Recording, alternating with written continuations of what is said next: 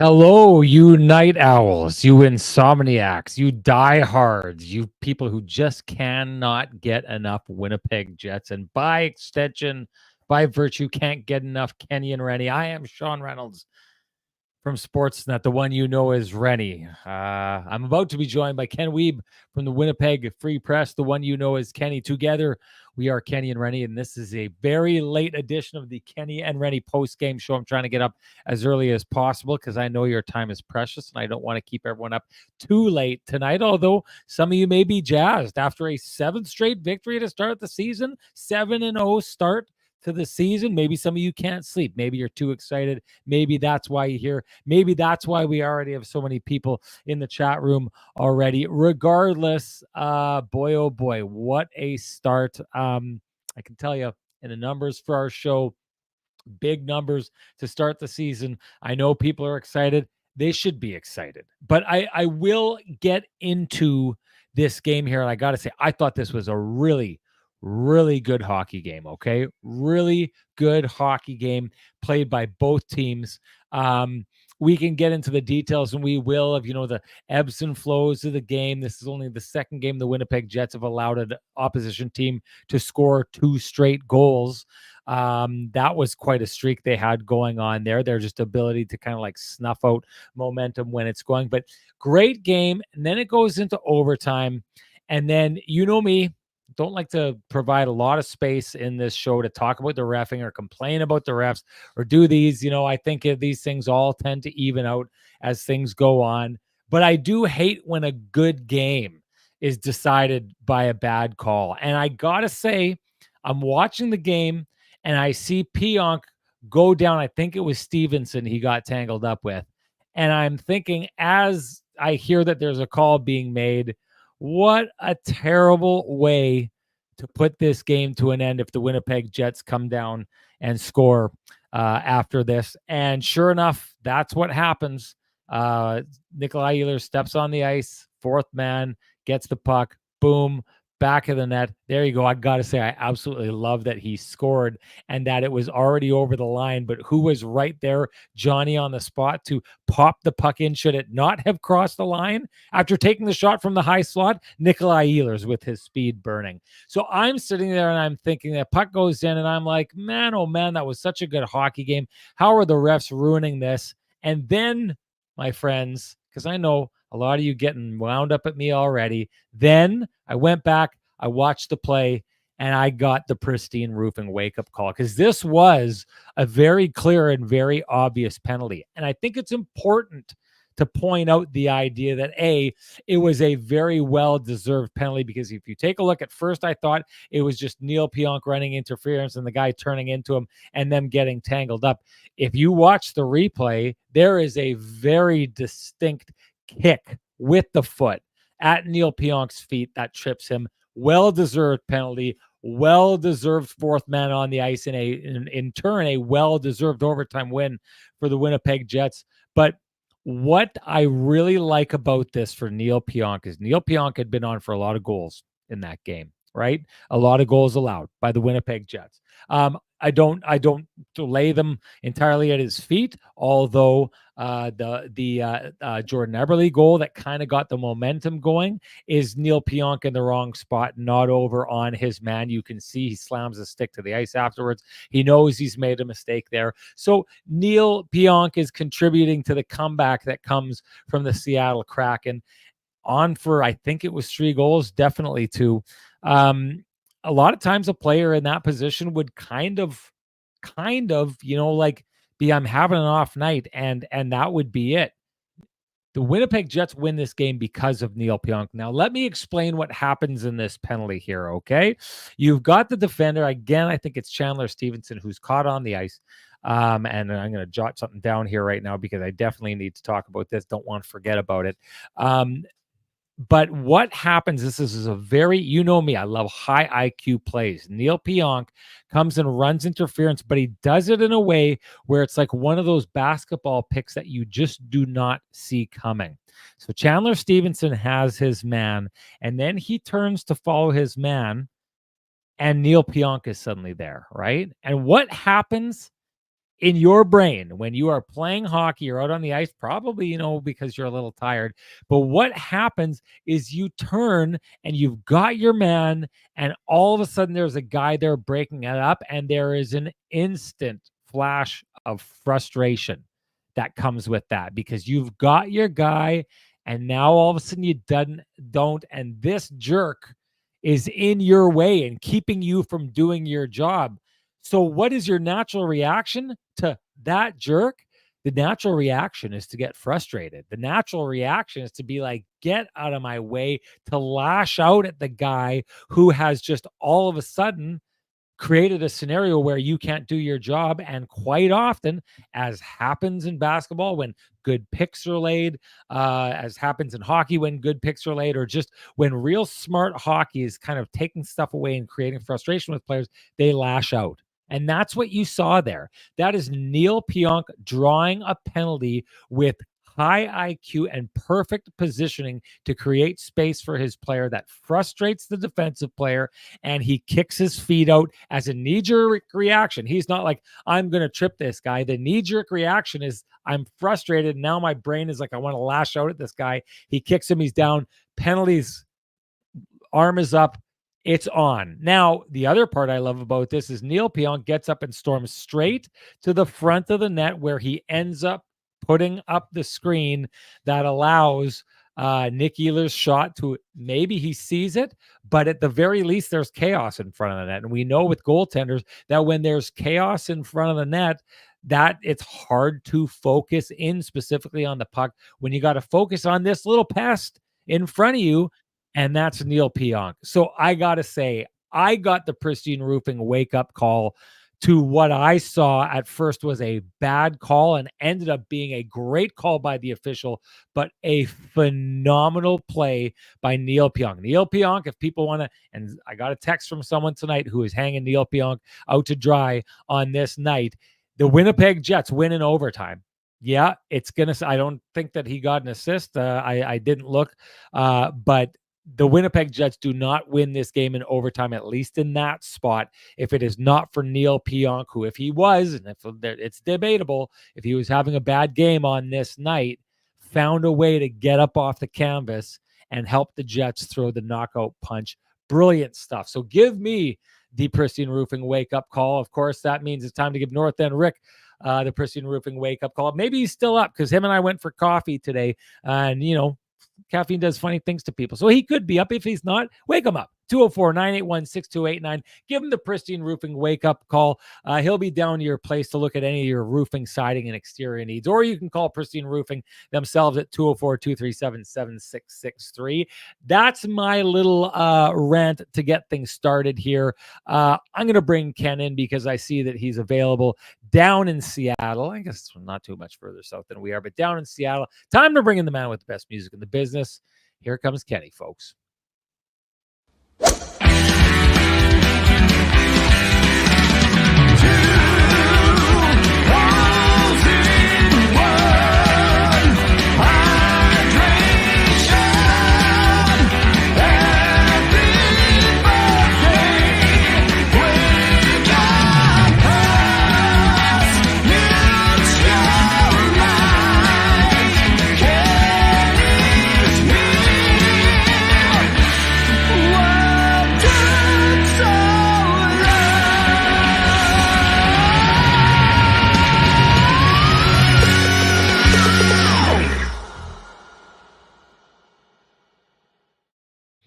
Kenny, the closest I can get when banners have been up and haven't been brought down by the producers, darn producers out there. But the closest I can get to looking really, really good when I'm not a Vittorio Rossi man is this sweet 90s era Spurs hat that I like to bust. So this is I know a lot of people like the Whalers one. I think this one for me even edges out the Whalers, but it still comes nowhere near making me look as good as when I'm a Vittorio Rossi man, which you are right now, looking like $1 million. The Climate Pledge Arena, a gorgeous place, looking even better with Kenny looking like that, because he headed on down to Vittorio Rossi on Corden Avenue, walked in, asked for Frankie and the boys. They did him out right. You need to do the same thing.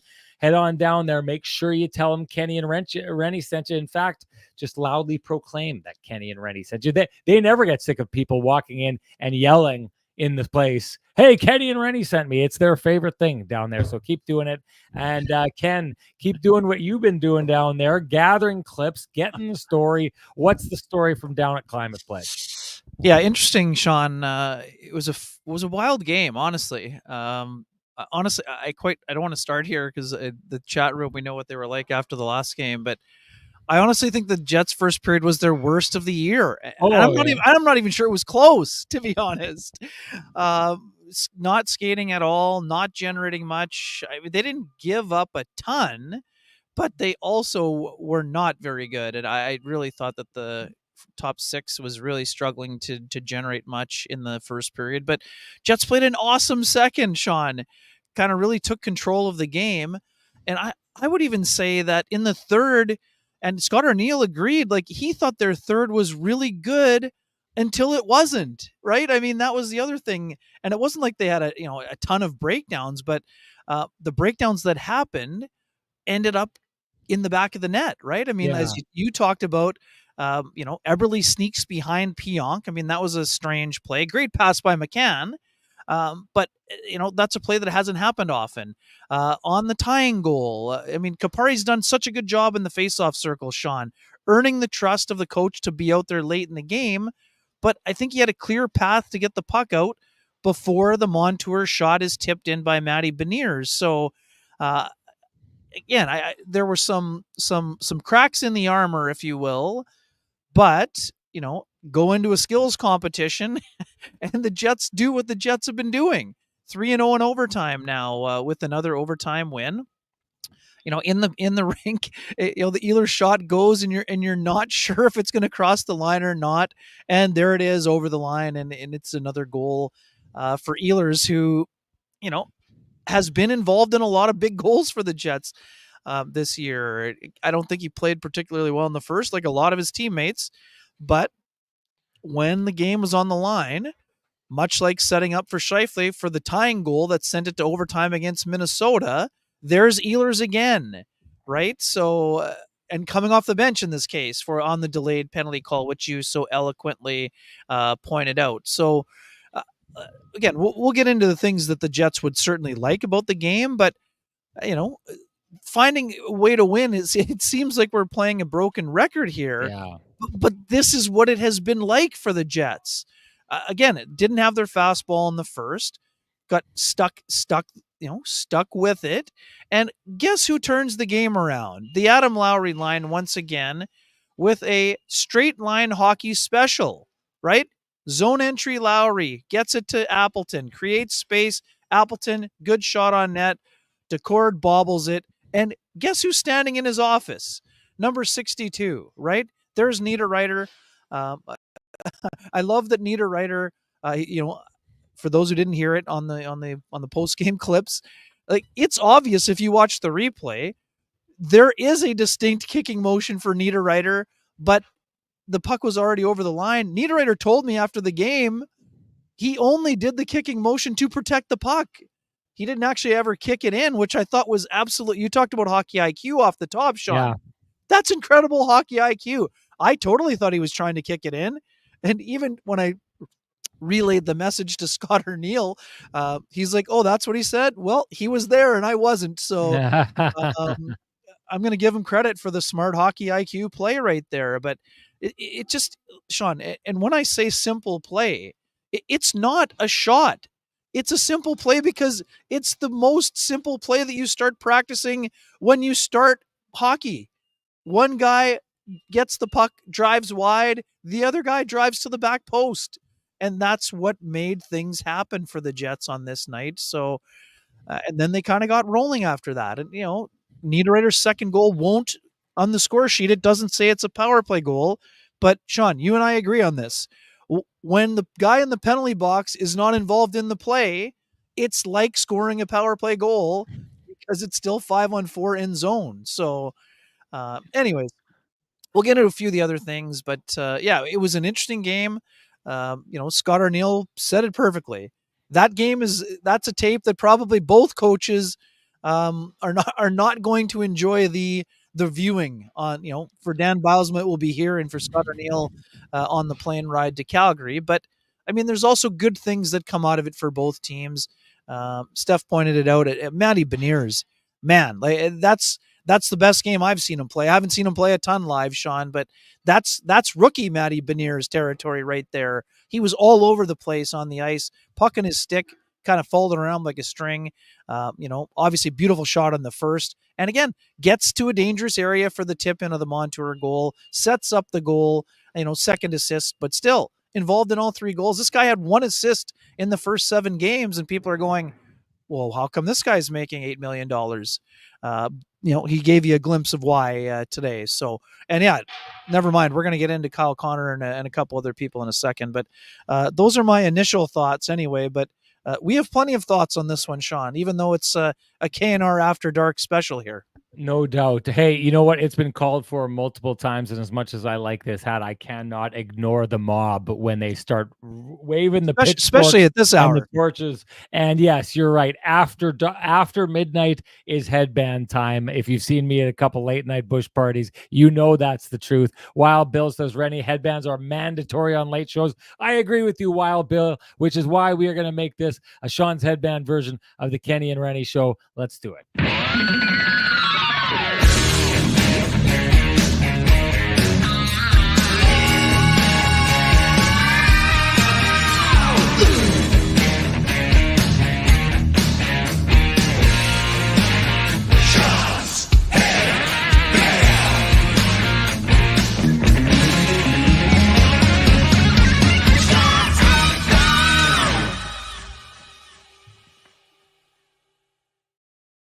All right, I want to just respond to something that you said there about the first period and it being like probably their worst period of the year. And I don't discount that. This is one of those games where like they were, I don't want to, and they weren't lucky to be down 1-0, despite the fact they got outplayed, despite the fact Seattle was carrying the play. Obviously, they did a lot of really smart details, and we'll get into that a little bit, to make sure that they were only down 1-0 and putting themselves in that spot. But here's one thing I really like about this Winnipeg Jets team is that in spite of the fact, like, you just don't always have your fastball, right? There's going to be certain nights a really good team's going to walk in and they're going to play a dog of a game, and they're going to fall to a team that is well below their weight class. That's going to happen. I'm not saying that that's the case here, but what I am saying is in the first period, I looked at a Jets team that didn't really have its fastball. And against the Penguins, I looked for a Jets team that went to sleep for a very significant stretch of time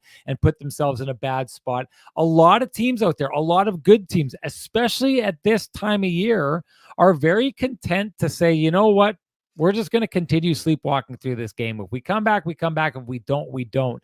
The Winnipeg Jets, while they are getting outskated, fall back into a structure, shut down shooting lanes, don't allow the opposition to the front of the net. And even though the Seattle Kraken carried the play for the first period and it wasn't even close, I still look at that and I don't see a huge number of really good scoring chances. So they go into a defensive shell because they don't have their what do other teams do when they don't have their fastball? They play lazy hockey. They get beat to the front of the net. They do all these things. They end up down. Then they open up and they try to get back into the game and skill their way back into the game. If that doesn't work, then they just kind of give up halfway through, that second period, and the game's over. We saw it this year from teams in the Central Division. That's what it looked like early if you were watching Colorado Avalanche games. That's what it looked like early if you were watching Nashville Predators games. The Winnipeg Jets are finding ways when they don't have their fastball, rather than to say, you know what, guys, we just didn't have it this night. They're finding ways to say we didn't have it, and yet we worked to find it, and we went out and found it. Now, this brings up a term that someone said earlier on here. Robert Sutton says, Jets are winning and good teams find a way to win. System working so far. There's often times that I have hated this when people say good teams find a way to win, right? And why do I hate that? Because when you see teams that go on like a really good winning streak, like, and are playing really, really good for a while. And we've heard this before, Ken. You talk to coaches and they're like, man, 5 games before we stopped losing, we started losing our details and things were going right. And then when they start losing, it's a real long time before they start winning again. We've seen it from the Jets. We talked about it last year at the second half of the year where we said, look out, the Jets are losing their structure. They're losing some of these things. They're getting a little loose. It's gonna bite them in the butt, and it did for a while there.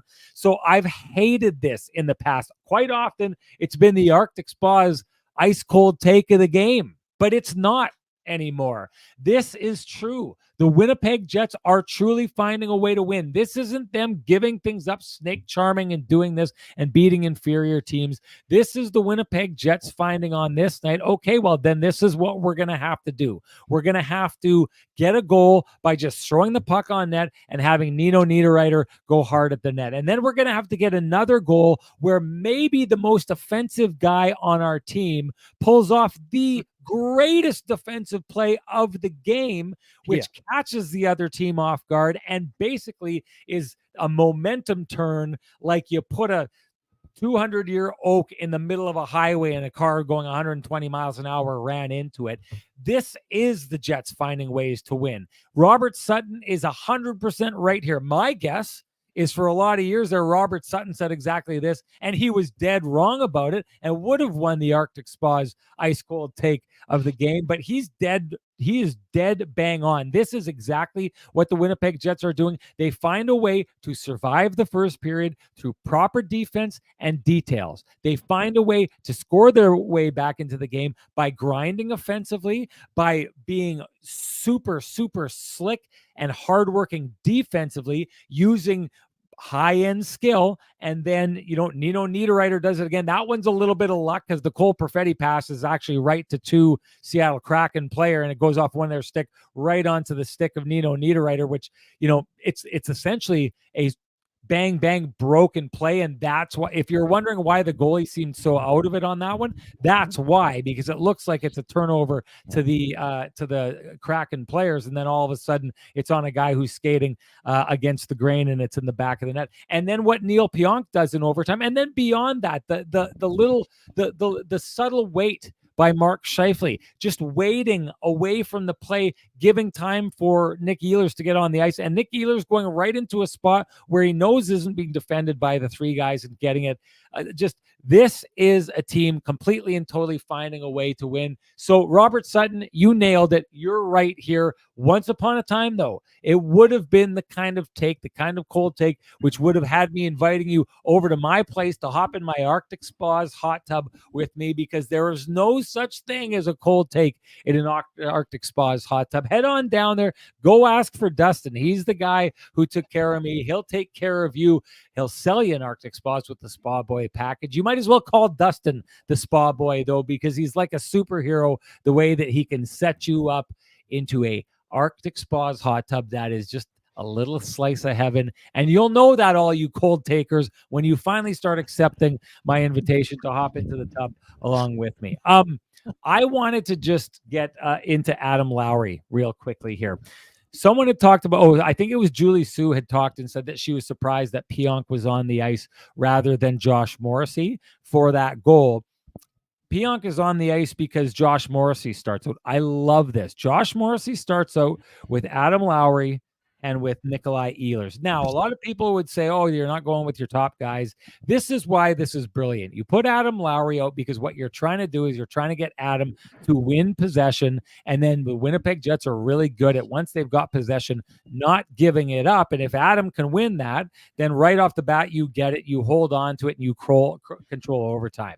But if he loses, what happens if you lose the draw, you say to me? Well, then you've got your best defensive player on the ice with a speedy Nikolai Ehlers, who is able to use his speed to defend. Adam Lowry is able to use his speed, his stick, his good positioning, his great defensive acumen to do so. And Josh Morrissey is just brilliant in that respect. So I love this, because what it does, Ken, is you're basically going out and saying, we're going to get possession. If we don't, we're going to defend well. And we think that Adam Lowry can defend anyone.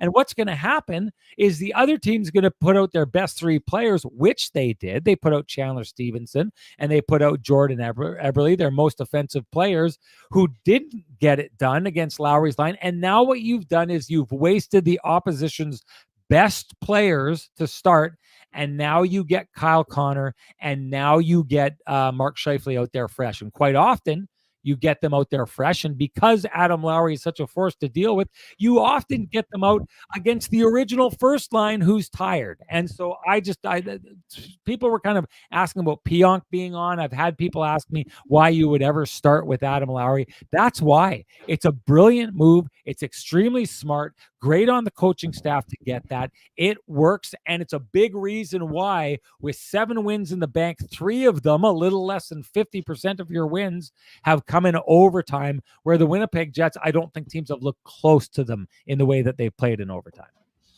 Yeah, I mean, and Scott O'Neill, this isn't a new development. Scott's, had Lowry out on multiple, at least 2 of the 3, if not all 3 occasions of overtime so far. And it's worked. I mean, again, it's worked out so far in each of those 3 overtime games. But I mean, Scott's of your opinion. I mean, he said it to me after. It's a skills contest in overtime. So right now, I mean, the Jets know that there's no 3-on-3 overtime in the playoffs, but if you're in a skills contest, you may as well play it smartly and try to win it. And that's what they've been doing. But yeah, I mean, the approach has worked so far. It's, the approach is what it is. It's like, in the Paul Maurice era for the 1 year, Sean, when he went with the 3 forwards, the nights that it worked, oh, brilliant call, right? And the nights that it didn't work or they got scored on, oh, why wasn't there a defenseman out there? But I'm with you. I like the methodology behind the decision, and it's working out for them. So again, and the Jets didn't win the draw this time. Even when Stevenson got tossed, Eberle won the draw, but the Jets didn't panic when the other team won the draw. They got possession eventually, and then they attacked. That's the thing about the Jets. They have been attacking in each of the 3 overtimes, and their skill has powered them through, right? And sorry, I think there was a 4-on-3 power play in one of those games, right? So that maybe they didn't start Lowry that game. Yeah, because there was a late power play in the game, and then they scored on the 4-on-3. Tishu, you're lucky you brought this up after I did the Arctic Spas cold take. Too soon to talk. Jack Adams is a freezing cold polar vortex of a cold take to talk about right now. What I will say, though, is I just wanted to say what teamwork that was, the way that the 2 different units worked in overtime to create the situation they did. Absolutely brilliant teamwork. And we wanted to give a quick shout out to the team at Cambrian Credit Union, from answering members' calls in less than 1 minute to having all their advisors available by video from 8 a.m. to 8 p.m. It makes it so easy for guys like Ken and I and our families to be Cambrian members. It is obvious the whole team at Cambrian cares about giving you great service. Well done, Cambrian. Okay, let's move on to Nino Niederreiter and give him his day in the Kenny and Renny Sun. He's deserved it quite a bit. We haven't talked about him enough on the show, but boy, oh boy, last year, I was thinking this, Ken, at the beginning of the year last year, I remember us being on this show and talking about how great he was playing and how snake bit he was. And the fact that he could have had like 7 to 9 goals at the beginning of the year. They just weren't going in for him. People shouldn't be surprised that he starts like this. People shouldn't be surprised he's scoring like this. Maybe last year they should have been surprised that he wasn't scoring like this because he just seemed to be snake bit. But boy, oh boy, he is a force to be reckoned with. Oh, he's just playing absolutely. This is when we talk about vintage. Like this is vintage Nino Niederreiter. I remember talking to Bruce Boudreau on the day of the trade. And he was just raving about the hot streaks. And he said, the funny thing that Bruce said at the time, he said, when he goes to a new team, that's when the hot streaks happen. Well, now Nino's set and he's into the first year of his 3-year extension. And, any concern about the 21 games without a goal to end the season, those have been alleviated quite quickly here. And Sean, you're right. I mean, last year it took Nino 1, 2, 3, 4, 5, 6 games before he got on the board. This year he took a fewer games than that, and suddenly you look up and he scored in 3 consecutive games. So it's funny. I mean, I asked Nino about it kind of, and he sort of sloughed it off. And, I said, is this another start of a Nino Niederreiter, hot streak, because we've seen them before. Now 4 goals in 3 games, scored in each of them. And the thing with Nino, he's talked about this before, and so has Nikolai Ehlers. Sometimes a hot streak starts with an empty net goal, and especially for Niederreiter, who's often out on the ice protecting leads, it can be a common occurrence to be out there for that situation. It's just a simple reward for hard work, and then you get the pretty one next, where again, like you said, Decord is out of position. It's sort of bad luck for the goaltender, but you're not going to miss the open net. Last year, Niederreiter had at least 2 open nets in the opener against Jacob Markstrom and the Flames, and I think one of them went off the post, and the other one, something weird happened and it didn't go in. So he was frustrated a little bit out of the gate last year. This year, not so much. Already 4 goals, well on his position, well on his way for another 20 plus goal season. Now, will there be cold spells? Sure. But Nino Niederreiter can contribute when he's not scoring. That's the beauty of Niederreiter.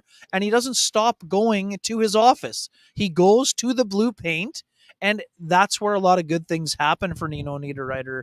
So again, you got to be impressed by what he's doing.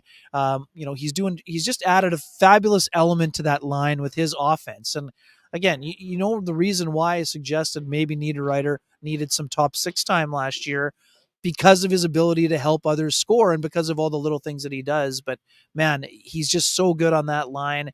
And, quite frankly, the identity line gets overused in some markets. You can't argue the fact that that line is the identity line on the Winnipeg Jets.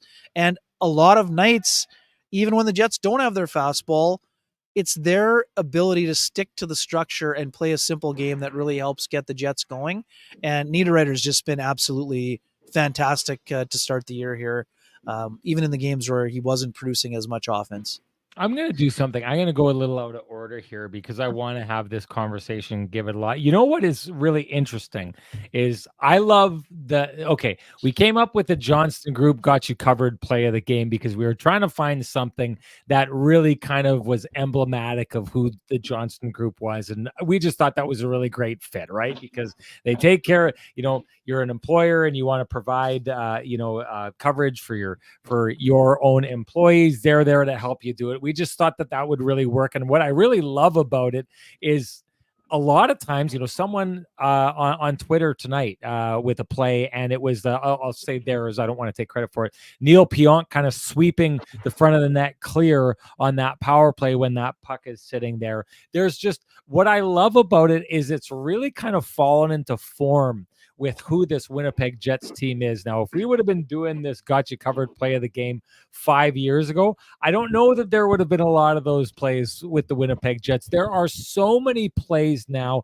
and what it is there's so many links to them being game changing plays, and I like that because that's very emblematic of who these Jets are. The extra effort that's taken away from the front of the net, away from the pass, away from that save specifically, and just the right details, which I think the Winnipeg Jets right now, you want to know why the Winnipeg Jets, if I had to say one reason, the Winnipeg Jets are the only undefeated team left in the NHL right now, it's details. Their details to this date have been better than everybody else's over and over and over again, and not just one player. Every Winnipeg Jet. I thought Alex Iafallo, I watched him here tonight. It was the fourth line was really good, and Iafallo was quiet, but there's just not once that he doesn't make the right move and definitely doesn't put his team in a bad spot. So I think the Johnston Group got you covered play of the game can be fascinating. One of the, tonight is one of those because I think people are going to have different ones. I want you to start out, Ken. Tell me what you think your Johnston Group got you covered play of the game is. I've got mine, and I think it's phenomenal. Good. I think that one of the plays back to the traditional sense. I mean, I'm going to use Kyle Connor elsewhere. I mean, that is an obvious one for me, but I'm going Pionk's ability to clear the puck off the goal line when the Eberle play or the tip kind of got behind Hellebuck, but he couldn't get there in time. He first boxed him out, and then he cleared the puck into the safe place into the corner. So there were lots of candidates, but I'm going to go with that one as my choice, but I know that you're probably going elsewhere.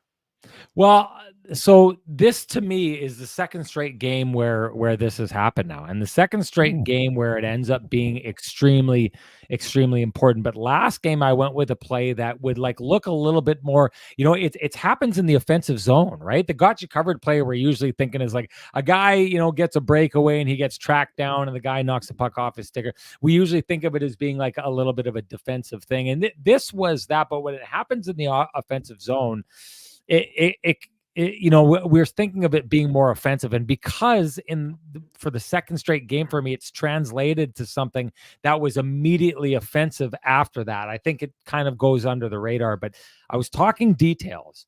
I don't think this happens to the Winnipeg Jets, but the Seattle Kraken have the puck on their sticks and they're exiting the zone with a number of guys. And what happens is I'm watching, I know the Winnipeg Jets, and I'm thinking the Seattle Kraken player who's carrying it out of the zone, Bjorkstrand.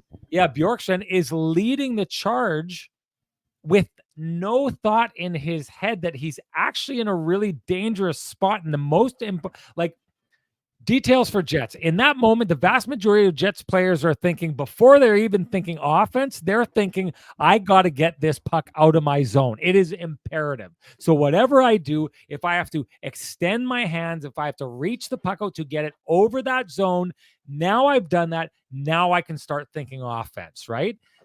Seattle Kraken didn't have the details the Winnipeg Jets had in that case, because Oliver Bjorkstrand is just thinking of getting down the ice, and the play by Kyle Connor to track him down, catch him at the line, do so with a sense of urgency meant to just make sure that puck doesn't go a few more inches and get out, and then throw it back the other way, creates a scenario by which a number of Seattle Kraken players are literally caught entirely off guard and suddenly go from thinking we've got men up ice and we may have a scoring chance here, are suddenly thinking, oh crap, we're in a lot of trouble here. Puck gets to Mark Scheifele. He gets it over to Gabe Vilardi. Why is this important? This is another one of those things where last game, the game-winning goal happens because Nick Ehlers does all the right things and then gets off the ice. None of the glory for him. And the Jets win the game because of that. Well, you come to this game right here, and Kyle Connor busts his butt to create a scenario by which up to this point, struggling Gabriel Vilardi gets a no-doubter, well, not a no-doubter kind of chance, but the exact kind of chance a guy with great hands in front of the net wants to have to get a goal and get those hands going. So beautiful play. Kyle Connor for me gets the we've got you covered play of the game. Good call. It's not even close in my mind here, even though there's a lot of other really, really great opportunities, but that's for me the got you covered play of the game. And hey, do you run a small business in Canada? Look to Canada's #1 employee benefits plan, Chambers Plan, to give you a competitive edge. Chambers Plan's the simple, stable, smart choice for over 30,000 businesses countrywide. Visit chamberplan.ca to learn more. And to the point of couple games ago, Cole Perfetti, now 4 games ago, the idea of him breaking out against the San Jose Sharks and it being like, maybe that's a confidence builder. You get the bounces when you have confidence. Cole Perfetti gets a bounce tonight, and now he's got 8 points in his last 4 games. Well, Gabe Vilardi, if we go and we look going forward, Gabe Vilardi suddenly wakes up and starts doing the things we know Gabe Vilardi is capable of. We should mark this. Bookmark this game right now. Bookmark that play by Kyle Connor. And if he gets going, we should remember Game 7, Kyle Connor threw a crazy effort and did a great job creating a scenario that led to a one-on-one situation, exactly what Gabe Vilardi needed. If he gets going after this, it is the details of a Winnipeg Jets team in which the highest of the high, the most skilled of the skilled are committed to defending properly that gave him that opportunity. That's teamwork. That's why these guys get going. That's why the Winnipeg Jets right now are just an extremely impressive bunch. Yeah, no doubt. I love that play by Connor, and like you said, it's a huge effort play. By someone who's taken a lot of heat on the socials for defending at times, and that's just a great effort. We talk about buy-in all the time. That's an incredible show of buy-in. We saw it in the playoff series against Colorado, but we're also seeing it in regular season games now for Kyle Connor, who's just off to a brilliant start. And one quick one I want to add, Sean. We talk about subtleties of the game all the time, and I'm not sure if it really showed up on the replays or not. But part of the reason Gabe has the extra step to get to the net, Adam Larson lifts his hand in the air with the offside on the play. And by the time his hand is down, the puck is by him, and he's like, oh no. Yeah. Velarde's by himself. By the time Larson gets back into the play, but he can't get a stick on him. It's too late. Velarde has driven to the far post. He has outstretched his arms beyond the pad of Joey Decord, and the puck is in the back of the net. I mean, Adam Larson is a very sturdy and capable defenseman. That was an error, a mental error. We talk about playing to the whistle all the time. That was an error and it ended up being a very costly one for the Kraken. But again, that's an error that doesn't happen without the effort of Connor and the pass by Scheifele, and then great finish by Velarde, who, by his coach's own admission, has been squeezing the stick. We've seen it. We've seen the frustration, but the chances have been there. And I loved the fact that when I asked Velarde about Niederreiter, and Niederreiter empathized with Velarde and saying how happy he was for him because Niederreiter has gone through those cold streaks when all you want to do is score, and it isn't going his way, and all of a sudden you get one by going to the net, by going to your office. Velarde told me he's been watching Niederreiter in practice, knowing that he is an almost automatic 20-goal guy. He's been watching the things that Niederreiter works on around the blue paint and is trying to incorporate them into his own game, which already is a very good game given his hands and willingness to go to the net. So I love the fact that those two guys are, kind of reading off each other, even though they play on different lines and are trying to incorporate, similar skills. I mean, Nino's joked a few times that he's the oldest guy on the team now, and Velarde's a guy that's kind of just feels like he's getting going, even though he's been in the league for a while. So I love that, kind of idea of things, other guys rubbing off on one another and helping others incorporate into their game. And this is another great example. And on a night when both guys are humongous factors in not just the scoring, but in the outcome of the game. There's a thread of people here who are suggesting you should be wearing the headband if the Jets get to the final. C Jury here says, I see Ken as more of a bandana guy. And then all of a sudden I thought to myself, you should go as Prison Mike from The Office for Halloween this year when Michael Scott starts up the alternate persona, Prison Mike. All of a sudden I was trying to imagine you in a bandana, and that's what I saw. Prison Mike, Prison Kenny. You should head out for Prison Kenny. That would be good. Like I said, the only bandana I've ever owned is the Motley Crue headband, and that one I never got back from Parkside School, as I mentioned before. So it was confiscated, never to be returned. So we'll see what happens there. I can't make any guarantees. I'll say this. Julie Sue says if we get to the finals, Kenny wears a headband and Renny shaves his head. Have a little fun. I'll tell you, I would if I didn't have the job I had where I had to go on TV, I would entertain this. I mean, think about the stakes that we would create for the fans out there and the Kenny and Renny viewers if we were to do this, and it would be like they got closer and closer, had some success and got to the finals, and then all of a sudden, I was going to have to shave my head here. I mean, I think that your investment putting on a headband would be a little bit lower than mine. But whatever. That's the way it's got to be. We like the audience participation. Again, nice touch, Julie Sue. Hey, I love it. Hey, speaking of audience participation, check out this wicked stat that I had not thought of. Bart Oman says 15 regular season wins in a row. Ended the year with 8 straight wins last year, 7 to start this one. This is, to me, that's almost the Winnipeg Jets in a nutshell, because sandwiched. The sandwich meat of this sandwich that Bart Oman has put together here was going 1-4 in the playoffs in between there, because again, this is I was thinking this earlier on, Ken. I think a lot of our analysis is aging well. I think the Winnipeg Jets are a team that gets to its game and its identity quicker than most teams, if not all teams in the NHL. I think that's really bearing out here. We know the Winnipeg Jets are capable of doing really good things in the regular season. That's the one thing about this team, and that's why I'm really fascinated. Like, I have no concerns at all about the Winnipeg Jets making the playoffs. At this stage, I don't, just because you know what kind of team they are. I still think they're going to have a little bit of a dip. That just seems to be who they are. But the fascinating part about this is just like the idea of, okay, they're locking it in. They continue to do the regular season thing. They're not letting it slide. They're not letting their details slide. They're clearly trying to get themselves going and to the playoffs where they can solve that problem. I'm just interested to see once they get there, which I fully expect them to, if they're able to, get over that hump, or the whole thing with me. The question that I always come back to with the Winnipeg Jets, are the Winnipeg Jets just a really good team that knows who they are, has a good identity, gets to its identity early, which allows it to load up the points, that just gets passed time and again by the other teams that maybe at their peak are a better team, and they get to their peak, and the Jets are just right now at peaking early? That's the question to me that has to be answered if you're the Winnipeg Jets.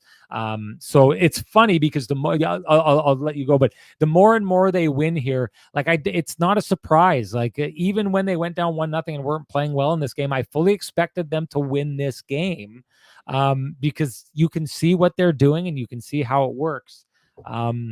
It's just like, is this the Winnipeg Jets at their top of their game? And is there just the rest of the league is warming up, Yeah, that's up to them to show later on. And it's funny, I was talking about that series with someone I know up in the press box today, and like for all the people, just a quick one, and this is not an excuse land, but for all the people that were like, well, it can't just be that the Avalanche were a good team that knows how to win, and then why didn't they just steamroll the Dallas Stars? One humongous factor in that series that we don't talk about often, and the guy that was missing in that second round against Dallas, when Colorado looked, I wouldn't say ordinary, but they didn't look like world beaters. They didn't have Nichushkin in the second round, and the Jets had absolutely no answer for the guy who is 6'5", lived around the paint, happens to be defensively responsible, and had 7 points in the series. So, anyways, again, not an excuse, but for all the people who are like, well, how come Colorado didn't just win the cup? Well, they were missing a pretty big part of their team. So, but you're right. I mean, the Jets have to prove it when it matters, and they're working and trying to stack a foundation that will allow them to play better when the heat is on and the lights are shining brightest. No doubt, no doubt. Hey, do you want to give Sweet Lou a shout out before we get Sure, you bet. Yeah, for folks who have realty needs they'd like to have met, you should contact our main man, Lou Ferlin of Royal LePage Dynamic Realty, 204-791-9971, or at the office, 204-989-5000. His email is lou@louferlin.ca. That's LOU@LOUFURLAN.ca. Lou Ferlin, excellent realtor, excellent human being, and excellent supporter of this community, including our podcast. Ken, I want you to weigh in on the first line and what you're seeing from them, because I know I've heard a lot today. You can very much see examples of it. Like when the Jets are not having, like I'd said, their fastball, a lot of times what you'll see is that first line bottled up in their own zone. I know I've seen a lot of stuff out there about that line kind of getting outchanced, outpossessed, all those different kind of things. Yeah. The one thing that I would say still remains snake charmer about that line, and I will say that there was a couple times tonight where I saw them kind of like trying to pass from distance and stuff like that, but I usually think the Jets are pretty lethal. The one thing that remains snake charmer about that line, or not snake charmer, but snake, is their quick strike ability. They're like a cobra, striking when they get the opportunity. And what is it that you see in that line, Ken, in the idea that with a lot of their analytics, they're able to, and I don't think this is just this year, I think it's been a lot of years, they just are over and over again able to kind of overcome maybe some analytics that suggest that it shouldn't be sustainable. And yet this is a line that can spend a lot of time hemmed into its own and not looking like they're having a very good game. And yet they end up popping out and affecting the end of the game by putting themselves on the board and doing so at especially really key times. Yeah, no doubt. And I get the discourse, and people are saying, well, it's long sample size of this or that and the other thing. But and again, sometimes it's not just the volume. And yes, I understand sometimes the volume is not tilted in their favor either. So tonight is a great example. They're on for 2-4. They're on for 2 against. One of them is 4-on-3. I get it because of the extra attacker for the goalie. But again, they were -3 going into tonight in 5-on-5 goals against. But that line was also on for 2 of the 6-on-5 goals that were, one of them is at the end of the game. One of them is, at the end of a period where they score. So, again, I understand those aren't 5-on-5, but you also have to get credit for what you're doing in situations that are not common. So, yeah, do they give up a lot of shots and occasionally high danger chances? Sure. But they also play a certain style. There's shifts where you see the chemistry is amazing, and there's shifts where they get hemmed in their own end. I don't think we're seeing as many of those excessive and extensive 45 seconds where they're chasing the puck around in their zone like we saw previously. But there are times where they get stuck in their own end. But sometimes it's not only their fault. Like I used the example on the pregame show today, Sean, on CGOB. I mean, the other day when Dylan Sandberg, who has been incredible for the Jets this year, when his skate gets tied into the pad of Connor Hellebuck and he can't block the rebound because he can't get the 5-hole closed, that line's on the ice. It had nothing to do with poor coverage by that line, and people are going and pointing and saying, hey, they're on the ice for another goal against. That's their fault. Like, sometimes you just got to let things breathe and see what happens. I mean, at some point, could we see Ehlers on a line with Scheifele and either Velarde or Connor? Absolutely, we might. And we probably will. I mean, I'll be surprised if we don't, but I don't think they necessarily need to be broken up because they're -3 or -2 or whatever else. That's not a concern to me. And they're never, and Kyle said this after the game in St. Louis when I was talking to him about something else. That line doesn't need high volume to get danger. And This is my other issue, Sean, and you share this issue. So Kyle Connor's goal the other night in St. Louis, that bar down special, it didn't go down as a high danger chance because where it's plotted on the rink.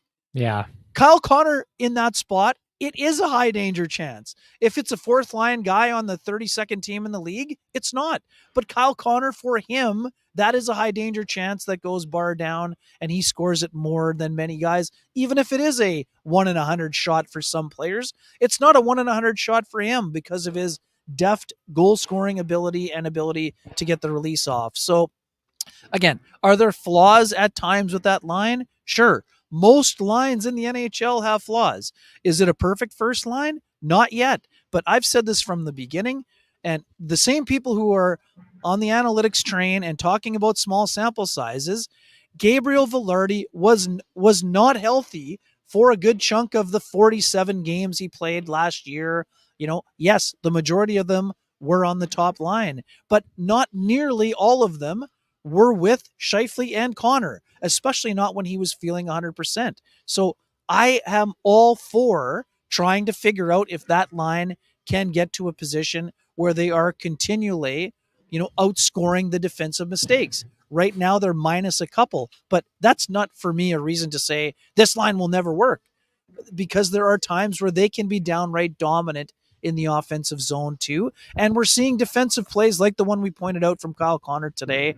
And I just think that the line is going to get more and more dangerous because now we're going to see Gabriel Velarde get the first goal pop, and now he's going to be feeling more confident. And I think the goals will start to come with a little bit more regularity for that line. But I don't think they've been terrible defensively. I don't even think they've been poor defensively. I think they're improving defensively with more room for improvement. But I think their offensive capability and long-range forecast remains something that I think the Jets can be successful with. So it's so Nick Lynham is definitely leading the charge in the chat room about, and I've had lots of conversations Same. with Nick about this.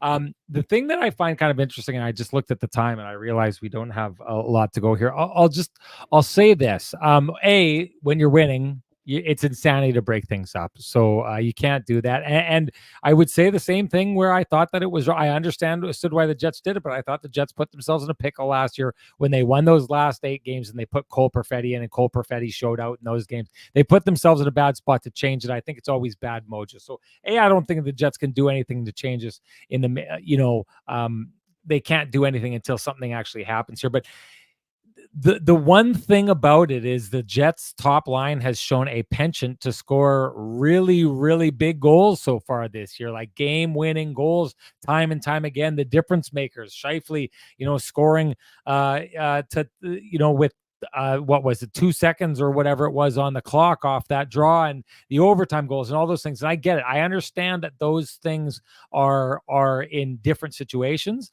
The one thing that I would say is I wonder about the idea, and I wonder if coaches live with what is happening with them in the analytics that they have, because those guys, as if they stay with each other, they stay sharp. And I don't really care if they lose. I'm saying this as a coach.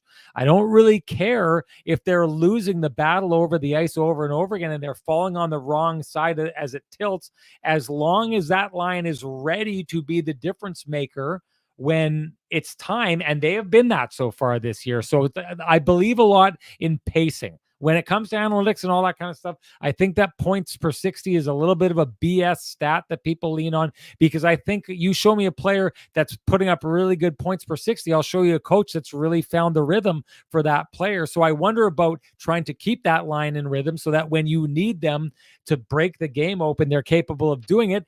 The counter to that is they haven't been doing it in the playoffs and have probably been getting burnt in the playoffs. So looking for other options and a way that line can work where they can still be the game breakers, but not be losing that number battle as often as they do would be something I'd be interested in exploring. Also, if I was the coach. Ken, we got to get rolling here.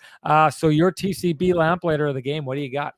Oh, for me, it's the Velarde goal, just because of how much he needed it and because of the play that we talked about. Kyle Connor, just exceptional backtracking, and that is coming second nature to so many players. It's not something that had come second nature early in Kyle Connor's career. He's added that tool to the toolkit, and the more that he plays like that, the better and better he's going to be, and he's going to get more national recognition. He's going to be on Team USA at the Four Nations. I can't see how he's not in the Olympic team in 2 years from now. But again, again, I love the fact he's added to the penalty kill.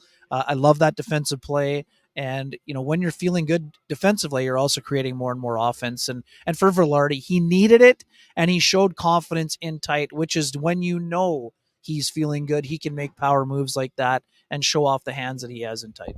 I agree. I said so before, but this is just another one of those things that I'll say. No one is going to accuse Kyle Connor of being the best defensive player on the Winnipeg Jets or anywhere even near that, and yet he pulls off the defensive play of the game at the right time, which ends up in the back of the net, just kind of showing, if you're just keeping that, quick strike in the game, the way that line is able to do that. It's been working so far for the Jets. It's got to work over the course of the season. It's got to work in the playoffs for it to be important. Anyways, that's my lamplighter of the game. I agree with you, Ken, but it's up to you folks to tell us your lamplighter of the game, because if you do so, you're automatically entered to win a frosty, delicious 8-pack of Lamplighter Amber Ale, brought to you by our friends at Transcanada Brewing Company, which is right now $2 off. So get on down there. You also get a roll of TCB Lamplighter stick tape that you can make your stick nice and pretty as you hammer the puck around on your beer league hockey games. Head on down to Transcanada Brewing Company, 11290 Kenniston. Join them in their tap room. Don't cheat yourself. Grab some pizza, grab some food when you're getting that beer, and tell them Kenny and Renny sent you. And Nicholas, you should be the guy to tell them that Kenny and Renny sent you, because you're heading on down there. Nicholas, I saw you in the chat room. You're the TCB Lamplighter winner, so you know what to do. Direct message me at SN Sean Reynolds. Send me your full name. There's Nicholas right there. Send me your full name. Send me your email. I will send you a voucher for a frosty, delicious 8-pack of Lamplighter Amber Ale, brought to you by our friends at Transcanada Brewing Company. It is the nectar of the gods. Moving on, Ken, to the keg save of the game. We got to be quick. Yeah, Hellebuck on Alexiak, absolute 10-beller once again. Once again, he gets the pad out, and the almost the more impressive part of the goal is his quickness of getting the glove down. Because in real time, Sean, it looked like I thought it was under his leg, and his leg ended up in the net, and I'm like, I think that might be a goal. And then Hellebuck like throws it out of his glove like he was a Mr. Miyagi in the Karate Kid right there. It was just an exceptional play, not only to block the second rebound, but to ensure his leg was not in a position to be going over the goal line. It was just an exceptional save. I am going to agree right here with Gift Guy, who says the keg save of the game is Arnie's challenge to overturn that goal. Ken and I said this before. I just want to say this. I thought it was interesting. I don't think Connor Hellebuck reaches that puck, so I thought there was an outside chance that may stand, because I don't think this, I think, is fortuitous. It is goaltender interference. I said to Ken, by the law of the rule, this goal should not count because it is, in my mind, clear goaltender interference. I thought there was an outside chance the ref would have looked at that and said he wasn't getting that puck anyway, but that's just a judgment call. When there is goaltender interference, I think you got to call it. So that's my save of the game. Doesn't matter what I think. Share with us your save of the game. You're automatically entered to win a $50 gift certificate to any of the 3 fine keg locations here in the city of Winnipeg. Each location finer than the last. And Doug Henderson, you are the guy. Direct message me. Send me your full name. Send me your email. I will have the fine folks at the keg send you a $50 gift certificate usable at any of the 3 fine keg locations here in the city of Winnipeg. Each location finer than the last. And that's it for us. Ken, I know it's a little earlier for you there, but we should let the folks go. Still one day of work in the week here. So thank you for joining us. We truly, truly appreciate it. I wanted to say this. If you appreciate the conversations happening in this space, please, I implore you, appreciate the contributions by our sponsors who fight to keep the conversation going in this space. For us, that's Vittorio Rossi, Cambrian Credit Union, Sweet Lou Furlan, Pristine Roofing, and their Pristine Roofing wake up call. Arctic Spas, go see Dustin down there, folks. Johnston Group, Transcanada Brewing Company, and of course the keg. Thank you to all of them. Thank you to all of you. Great job tonight, Kenny. We will see you next game. What night? Saturday in Calgary. Saturday in Calgary. Rare 5 p.m. start, I believe it there is. You go. Sorry, 6 in Winnipeg. 6 in Winnipeg, 5 Mountain. Trying to get it into the Eastern window. There you go. Okay, 5 o'clock. We'll see you after the game then, folks. Enjoy.